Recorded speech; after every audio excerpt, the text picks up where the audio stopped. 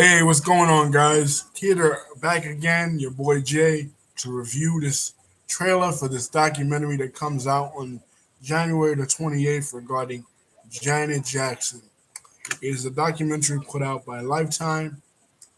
It has a lot of people in it that are close to Janet that are in the entertainment industry.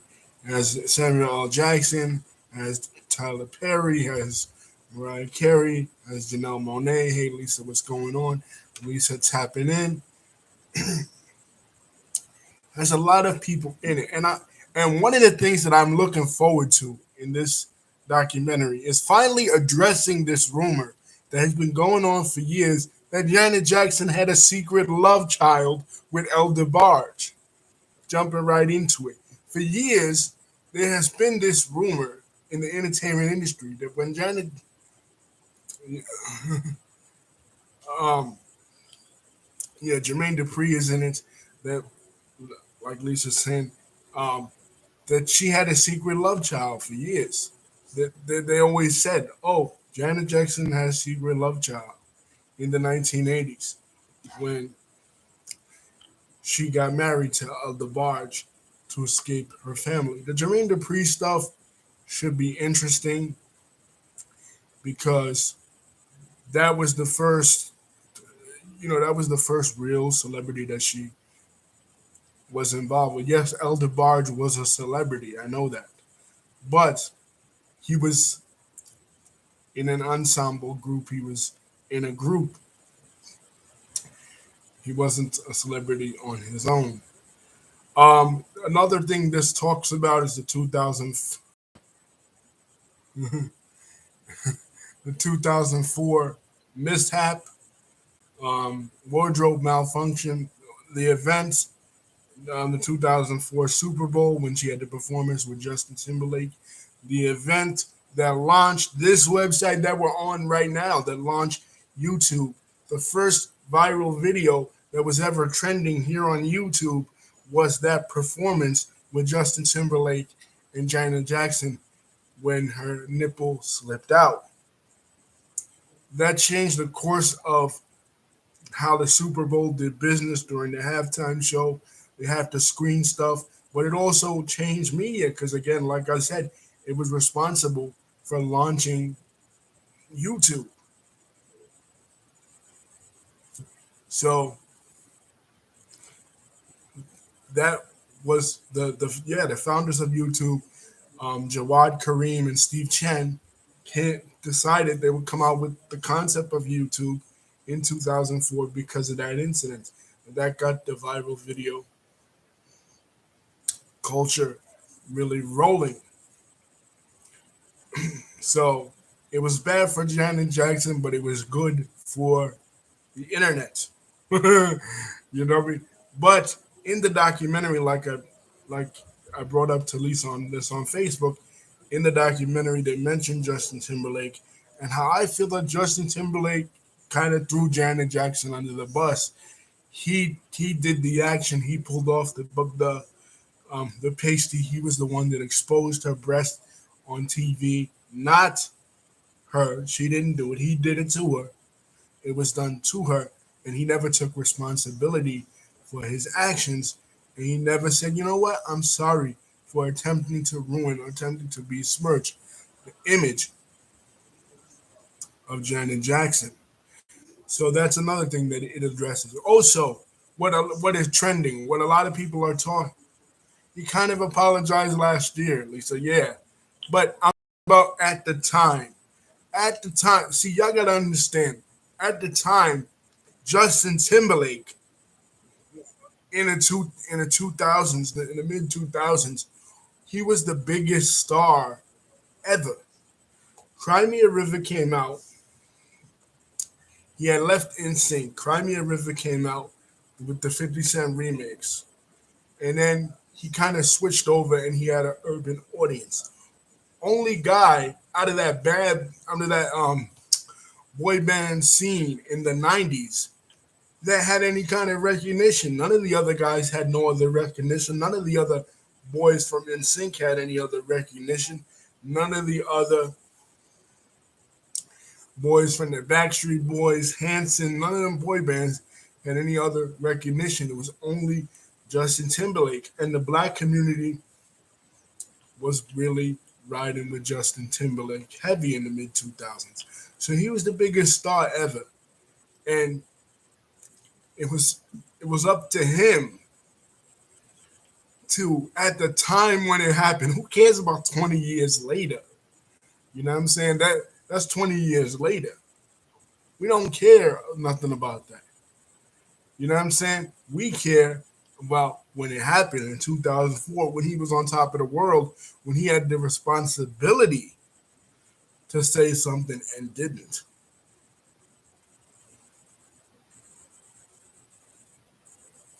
Yeah, okay. Lisa saying only reason he apologized last year because of the whole Britney documentary stuff, and Britney's fans and Janet fans wanted an apology. But the stuff he did to Britney is way worse. The Janet stuff was still bad. As a friend, he could have took the heat, but didn't at the time when he was on top of the music industry. We all have our moment to shine, our 15 minutes of fame, if you will. And Justin's as a soloist was between 2003 to about 2006 or 7, like when bringing Sexy back was like his peak. And he was one of the first and only, just gonna say it, one of the first and only white boys to cross over into the urban market, marketing his music to blacks and Latinos. And part of the reason why he did that was because he associated with Janet Jackson, Nelly, and 50 Cent and other people in the hip hop and R&B subgenre. That really saved his music career, because if not, he would have been another one like Jay Z, Chazé, like Joey Fatone, Ryan Luttrell, all of them.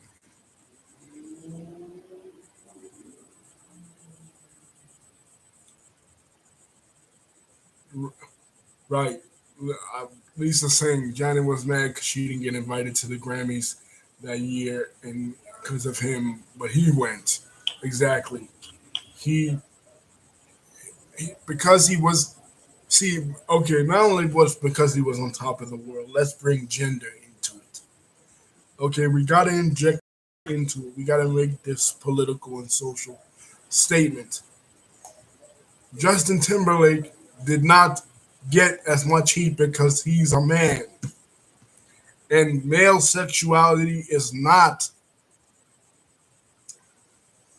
under as much scrutiny in our society as female sexuality.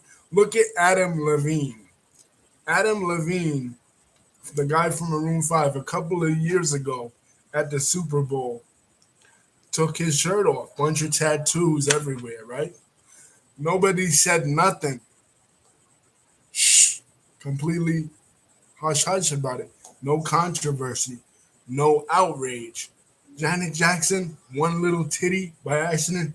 The whole world, all the Republicans, all the conservatives have a fit because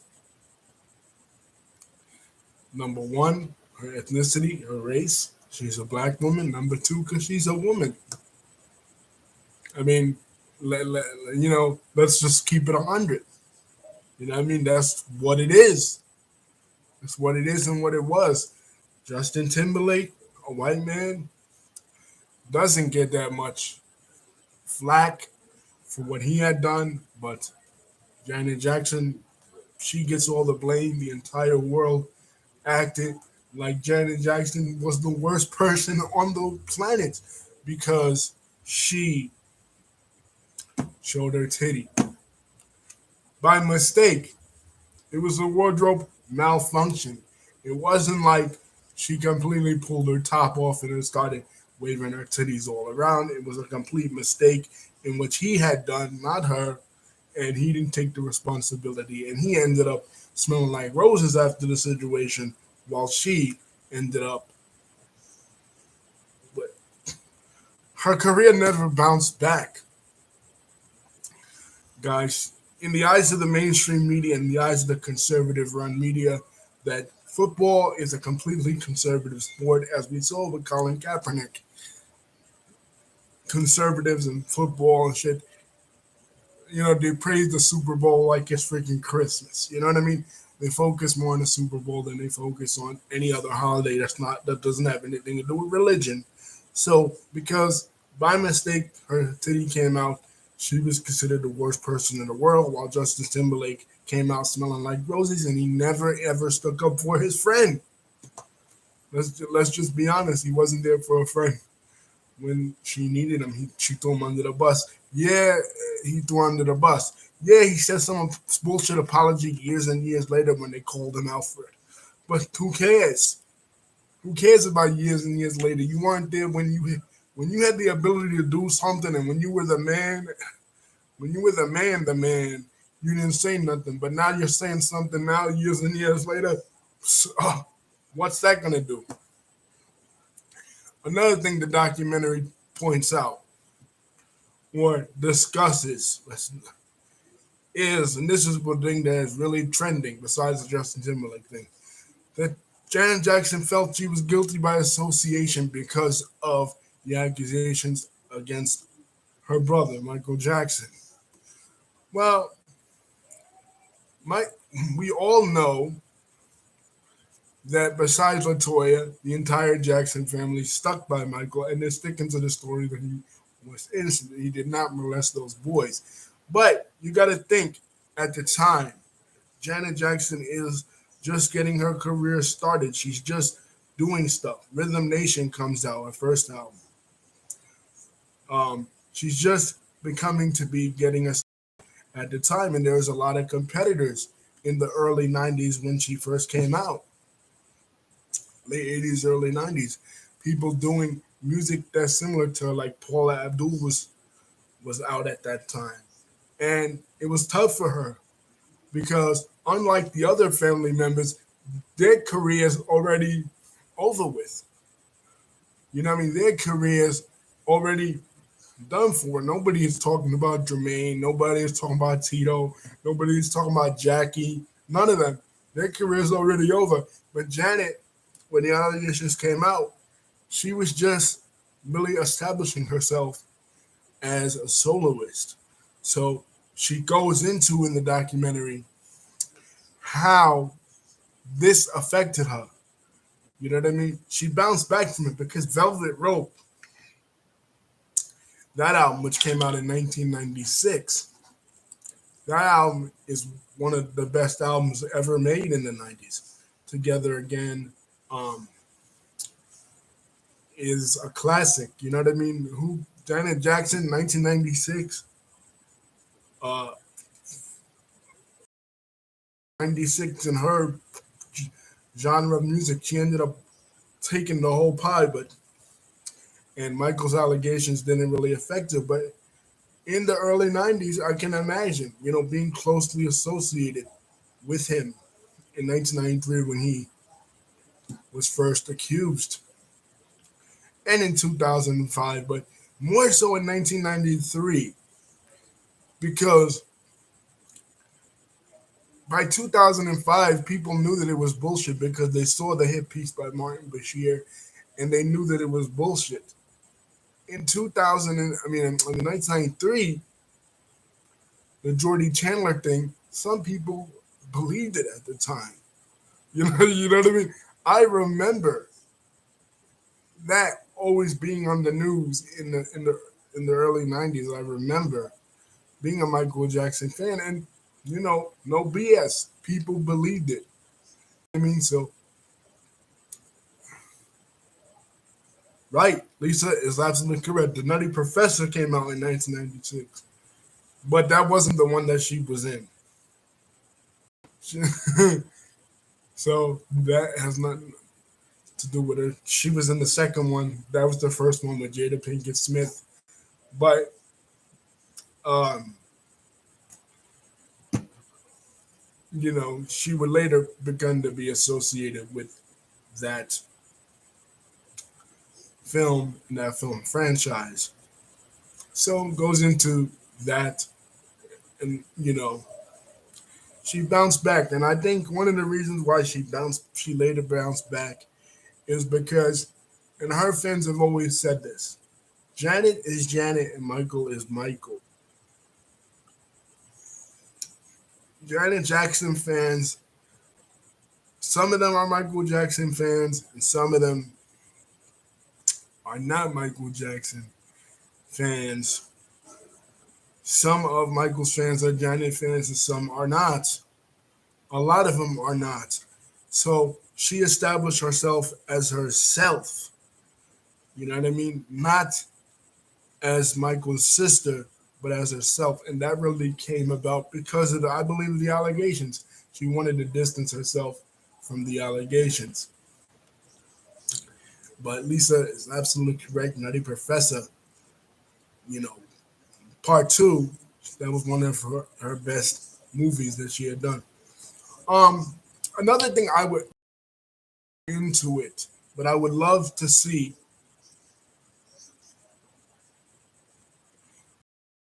and I think she is going to talk about it because they interview the mother. They interview the mother, Catherine Jackson. They say talk about Michael, and the mother is still breaking down. Another thing I would love to see her discuss, and none of even Jermaine's book doesn't talk about this, but I would love to see this documentary address it. Is the relationship between herself and her sister. And by her sister, I mean Latoya.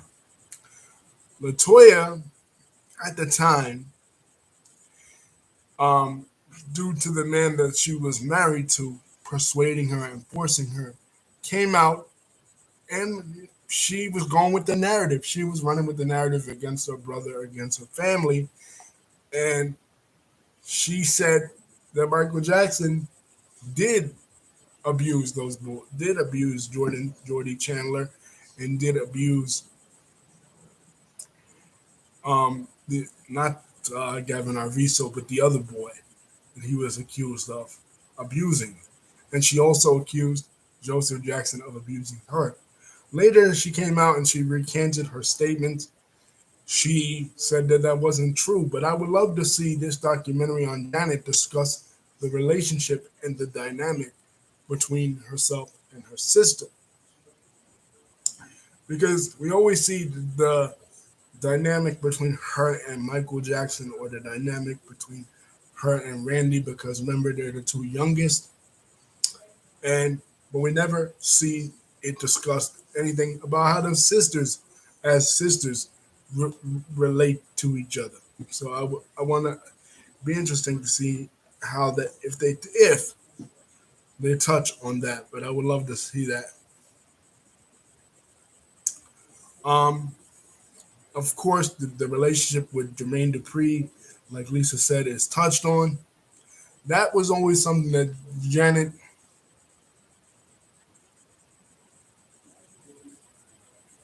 right, and Lisa, they started off in a group together, just like uh, the brothers started off in a group together. In fact, Latoya, Latoya has a song. Um,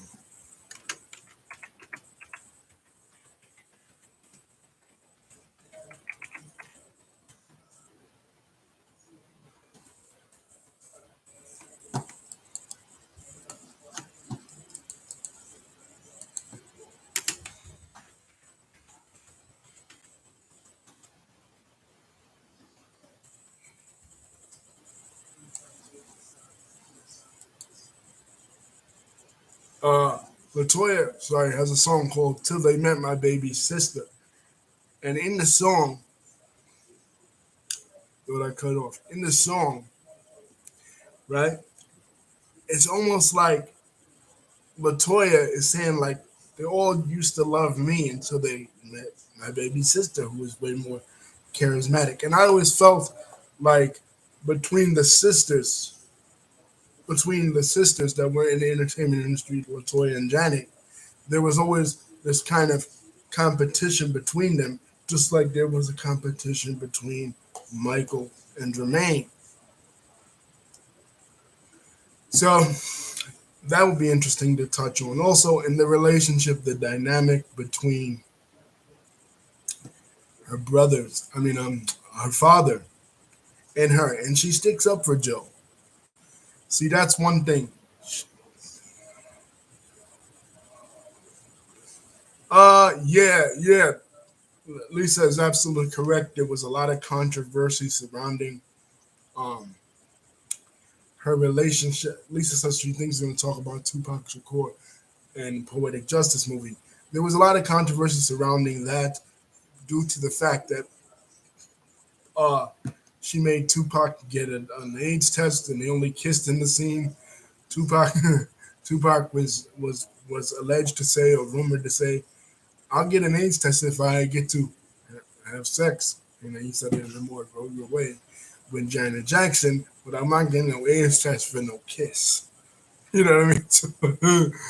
So she may talk about that somewhat. Uh, Lisa, that was one of the best movies, one of her first movies that she ever done. But stuck up, going back to what her father, she stuck up for her father, saying that if the father didn't push for them to be in the entertainment industry, perhaps they would still be stuck in Gary, Indiana, which even back then was one of the worst cities in America, and today in 2022 is even way worse as far as the crime rate. So she stuck up for the father. The media always trashed Joseph Jackson, and we made Joseph Jackson out to be this monster or this tyrant. Yes, he was very strict, but all his kids, they said the same thing about Joseph that Janet Jackson is saying in this film, in this documentary, is that he pushed us because he wanted to get us out of the ghetto, and that was all that he knew how. That was the way he knew how to do it, through strictness and through entertainment. You know what I mean? So they take her back in the documentary, in the trailer, to 2300 Jackson Street, where they where she was born, where she was a baby, where they all lived, that Catherine and Joe had bought in the 1940s. And she reflects on her early life growing up. Now, obviously, she's the baby. She's not going to have vivid memories of growing up in 2300 Jackson Street in Gary. Um, like the others, like Reby or like Jackie, the older kids, right, or even Michael or even Domain, because she was a baby at the time, and but she'll reflect, I guess, on some of it, and I think they will interview um some of Tito or Randy or Jermaine. And another thing I want to see them touch on is the relationship with Wisam Almana, her ex-husband, her kid's father, that he was very abusive, that a lot of the fans didn't like him, right, because he was abusive and he was beating on Janet. So maybe they will talk about that somewhat. Lisa is saying that the documentary is going to be on Lifetime, and I hope that it is going to. Lifetime has a bad reputation with biopics. Absolutely, Lisa. We all remember the Whitney Houston movie, the Aaliyah movie, and other movies that were on Lifetime. But I think, and this is my opinion, when it comes to documentaries, Lifetime is pretty good. With Surviving R. Kelly, I mean, that was the case that really busted this whole R. Kelly thing wide open. That was the thing that really made us remember about R. Kelly. Yes, in the biopic, this is not a pic, this is not a movie though. This is a documentary, and the documentaries that Lifetime does is pretty on point. Maybe they will. I hope they don't mess it up, but let's just wait and see. January the 28th, that's dropping, and Janet Jackson finally gonna get her flowers. I feel like Janet Jackson doesn't get the credit that she deserved. She influenced a lot of women in the entertainment industry in her subgenre of music. As far as like R&B, pop, dance music, um, that she had done. But because of she's part of the Jackson family, she had to do a lot more to stand up and stick out from the fold. And this is going to tell the story of how she became a superstar in her own right. Apart from Michael Jackson, notice besides Scream, her and Michael Jackson never did no songs together. Because she wanted to establish herself in her own right as her own star. So we'll have to wait and see. And I will definitely be doing a video on the documentary when it drops. Guys, don't forget to like and subscribe. Hit the bell button to see when our next video is coming out. Lisa, thank you for contributing. Love y'all. Peace. 2022, January 20th, Janet Jackson documentary.